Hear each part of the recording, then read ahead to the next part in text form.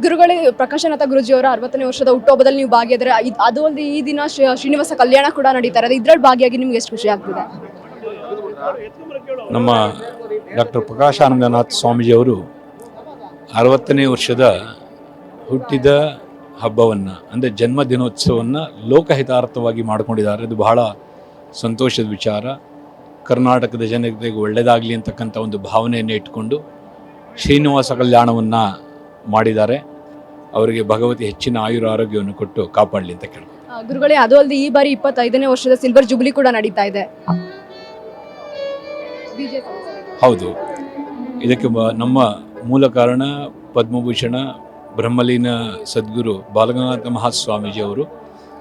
ಅವರ ಒಂದು ಹಾಕೊಟ್ಟಂಥ ಒಂದು ಗಿಡ ಹೆಮ್ಮರವಾಗಿ ಬೆಳೆದಿದೆ. ಇಡೀ ಕರ್ನಾಟಕದ ಜನತೆಗೆ ಹಾಗೂ ಮಕ್ಕಳಿಗೆ ಬಹಳಷ್ಟು ಉಪಕಾರ ಆಗಿದೆ. ಯದಾ ಭಗವಂತ ಒಂದು ಮಾತನ್ನು ಹೇಳ್ತಾನೆ, ನಾನು ಧರ್ಮವನ್ನು ಕಾಪಾಡಲಿಕ್ಕೆ ಮತ್ತೆ ಮತ್ತೆ ಹುಟ್ಟುತ್ತೀನಿ ಅಂತಕ್ಕಂಥ ಮಾತನ್ನು ಹೇಳ್ತಾನೆ. ಆ ಭಗವಂತ ಯಾವ ರೂಪದಲ್ಲಿ ಹುಡ್ತೀನಿ ಅಂತಕ್ಕಂಥ ಮಾತನ್ನು ಹೇಳಿಲ್ಲ.